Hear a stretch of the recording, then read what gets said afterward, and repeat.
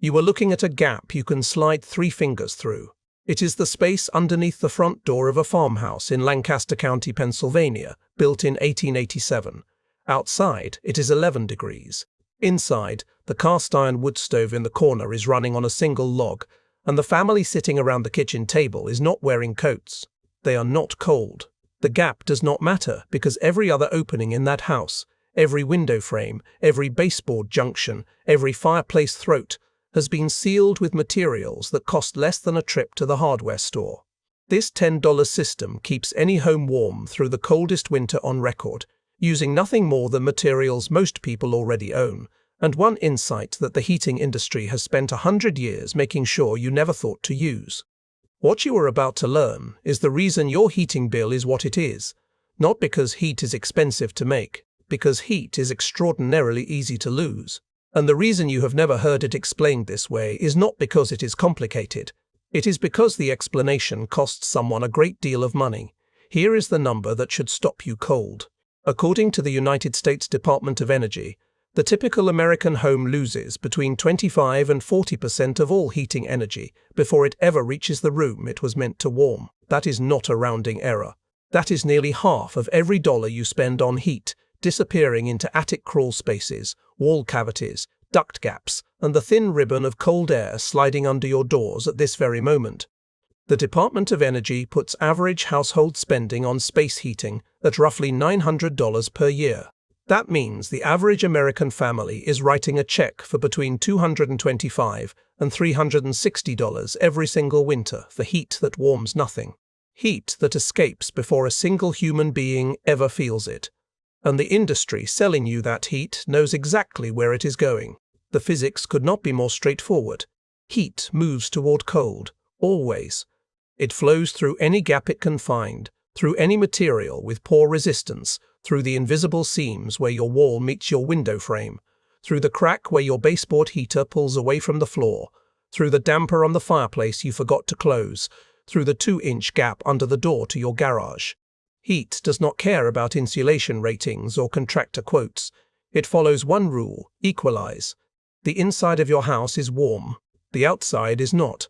Heat will spend all winter trying to fix that, one invisible leak at a time. Your furnace will spend all winter trying to keep up. In the winter of 1806, a year called the Year Without a Summer because of volcanic ash darkening the skies across the northern hemisphere, temperatures in New England dropped so far below zero that livestock froze in barns that had been considered adequate for decades. What farmers discovered that winter was not that they needed more heat. It was that they needed to stop losing the heat they already had. The solution that emerged across those farms, documented in agricultural journals from New Hampshire, Vermont, and Pennsylvania, was so simple it almost sounds foolish. They packed straw along the base of exterior walls. They stuffed rags into window frames. They hung heavy wool blankets over doorways. They sealed every gap they could find with whatever material came to hand. Their heating bills did not go up that winter, they went down, because they were no longer paying to heat the outdoors. That same knowledge survived in the Amish communities of Lancaster County and Holmes County, not because it was written in a textbook, but because it was passed from father to son as the correct way to prepare a house for winter. When I stood in an Amish workshop in November and asked an elder how he kept his home at 68 degrees on a fuel budget his English neighbors would consider impossible, he did not mention his furnace. He walked me to his front door. He showed me the handmade wool sweep tacked along its base. He showed me the rope cork pressed into every window joint, removed every spring and replaced every fall, 25 cents a roll at any hardware store. He showed me the heavy curtain hanging over the doorway to his unheated mudroom. And then he said something I have thought about every day since. He said, "The heat you make is only worth the heat you keep. Everything else is a gift to the wind." The Amish did not discover these techniques. They carried them from Germany and Switzerland when they emigrated to Pennsylvania in the 1700s. Those same two countries today lead the world in building envelope performance. Germany's Passive House standard, Passive House in English, sets requirements so stringent that a certified passive house building requires almost no mechanical heating at all. The principle is not exotic technology. It is the same principle that Amish elder demonstrated at his front door: stop the leak first. The heat takes care of itself. Researchers tracking certified passive house residential buildings over 15-year monitoring periods documented average heating energy reductions of 70 to 90% compared to standard construction built to current code. The difference, in almost every case, was not insulation thickness or window ratings. It was air sealing, the relentless, systematic closing of every gap that allowed conditioned air to escape. The knowledge the Amish carried from Europe 250 years ago is the same knowledge Europe rediscovered with modern engineering. America never got that memo, and someone made sure it stayed that way. In 1973, the Arab oil embargo caused energy prices to spike overnight. The federal government launched the Weatherization Assistance Program in 1976 to help households reduce heating costs. What that program found in its first year across 11 states was that the average home it treated had an air leakage rate 3 to 4 times higher than it should have been. Not because insulation standards were low, because no one had ever prioritized sealing the gaps. The insulation was there. The heat was still escaping. Insulation slows heat transfer through solid material. Sealing stops air movement through gaps. They are not the same thing.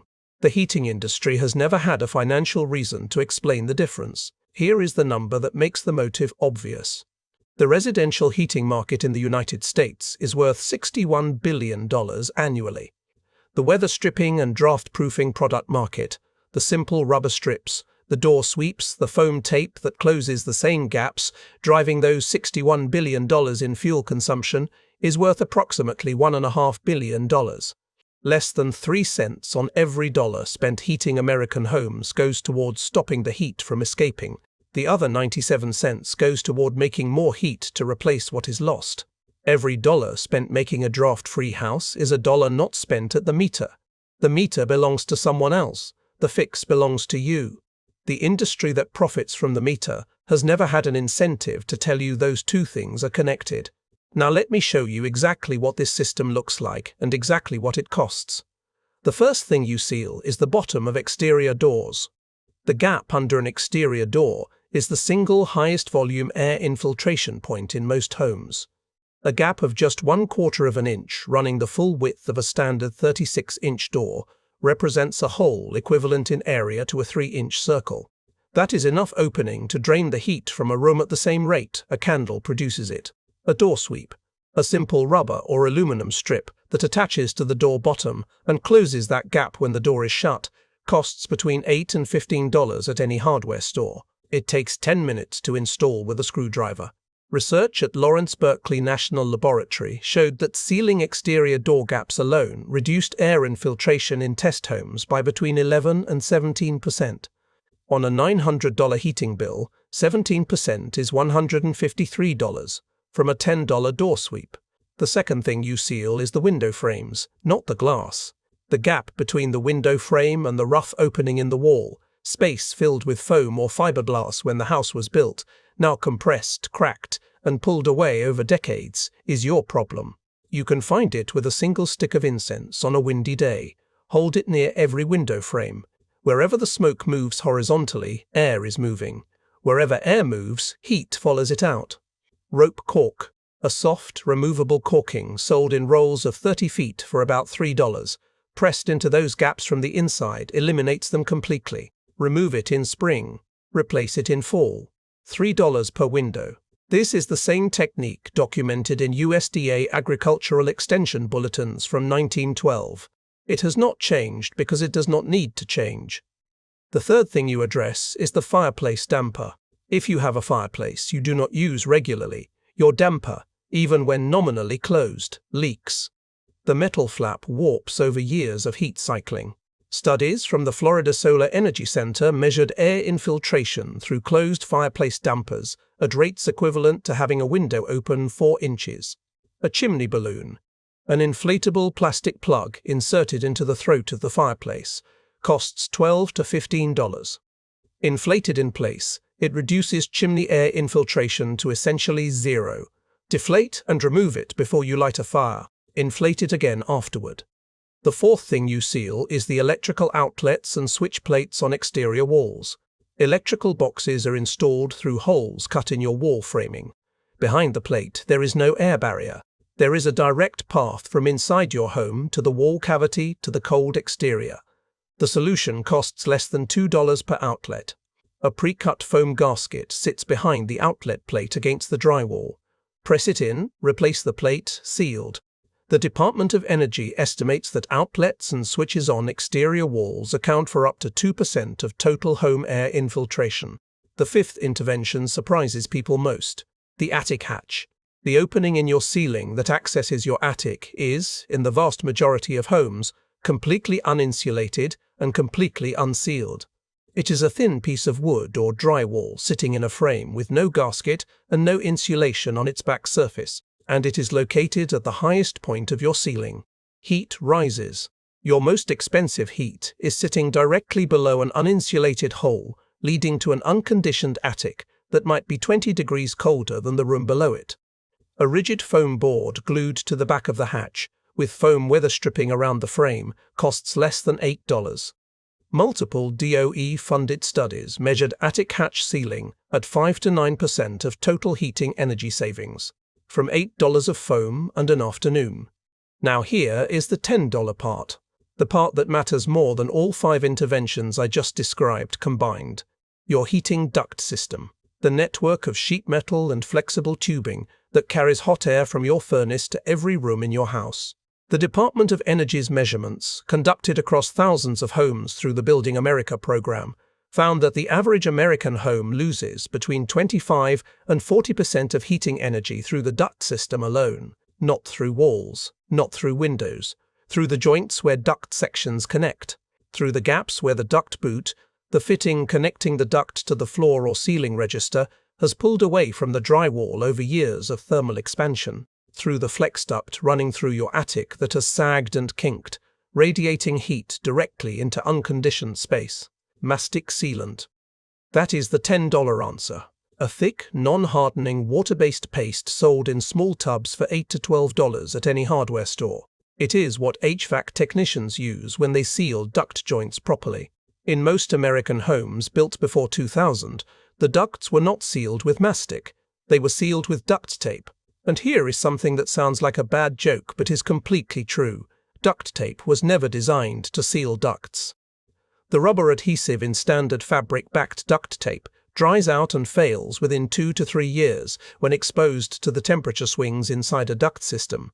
Lawrence Berkeley National Laboratory tested 41 duct tape products under real-world conditions and found that every single one of them failed within the study period. Mastic does not fail. It remains flexible through heating and cooling cycles and holds its seal indefinitely. Paint the mastic on with a disposable brush, working it into every seam and joint you can access.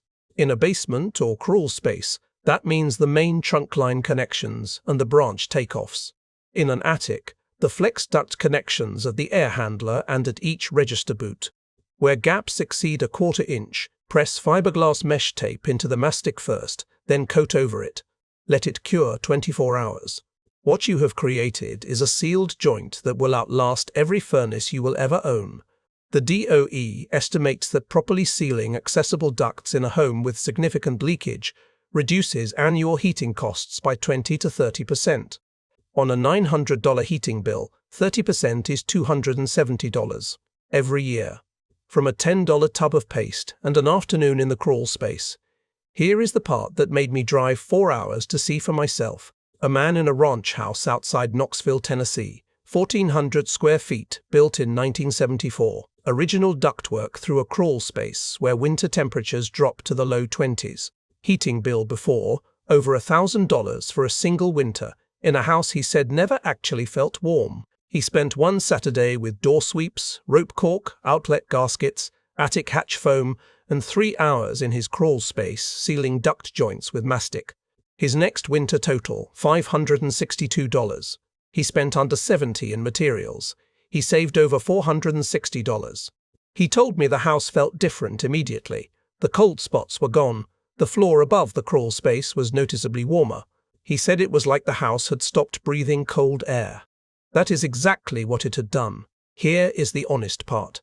In a tight, well-maintained home built after 2010 to modern energy codes, your gains from these interventions will be smaller. maybe 5 to 10% rather than 30 or 40. But the Census Bureau tells us that 63% of all housing units in America were built before 1980, nearly 40% before 1970. The median American home is over 40 years old, built when energy was cheap, when duct sealing was not a code requirement anywhere in the country, when the understanding of air infiltration as the primary driver of heating cost was simply not part of the standard construction conversation. If your home was built before 1990, what I have described applies to you, not as a possibility, as a near certainty. The leaks are there. The duct gaps are there. The unsealed outlet boxes are there. The attic hatch with no insulation behind it is almost certainly there. The question is only how long they have been costing you money without your knowledge. The heating market in America runs on replacement, not efficiency. It runs on the premise that your house is a vessel that will always leak. Your furnace will always be working harder than it should, and the correct response is a newer, larger, more expensive furnace, rather than the $10 fix that removes the need for most of that effort in the first place. The Air Conditioning, Heating and Refrigeration Institute spent $47 million on lobbying and political activities in 2022 alone. The building codes they participate in shaping mandate equipment performance standards. They say considerably less about the performance of the envelope those units are trying to heat. The Amish elder in Lancaster County does not read Department of Energy reports. He seals his windows with rope caulk because his grandfather showed him how, and because it works, and because a dollar kept is a dollar kept, and no one can convince him otherwise. That is not tradition. That is applied physics, refined over 2 centuries, by people who never needed anyone's permission to do what made sense. You now have the same information. Drop your state and your winter heating bill in the comments. Tell me when your house was built. Tell me whether you have a basement, a crawl space, or a slab, because the priority of these interventions changes depending on what is underneath you. If you have ever had a heating bill that made you check the meter twice because it seemed impossible, I want to hear about that. The meter was not wrong. The heat was going somewhere you did not intend, and I promise you it was going somewhere a $10 fix could have stopped. If your grandfather had a word for what he did to seal his house before winter, if he talked about banking the foundation, about stuffing the sills, about packing the doors before the first frost, I want that in the comments. Because that knowledge and this knowledge are the same knowledge. They just stopped teaching it when someone figured out it was more profitable to sell you a bigger furnace. The heat is not escaping because your furnace is too small. It is escaping because no one ever closed the door behind it. Now you know how to close it. Next week, I'm going to show you the Amish insulation system that uses no fiberglass, no foam, and no professional installation. A method the International Residential Code has no category for, which means the contractors who would charge you $4,000 to do it have never heard of it either. And the reason they have never heard of it starts in 1938 and ends with a man in Indiana heating a 2,000 square foot house for $47 a month in January. That story is worth your time. Hit subscribe so you are there when it goes up.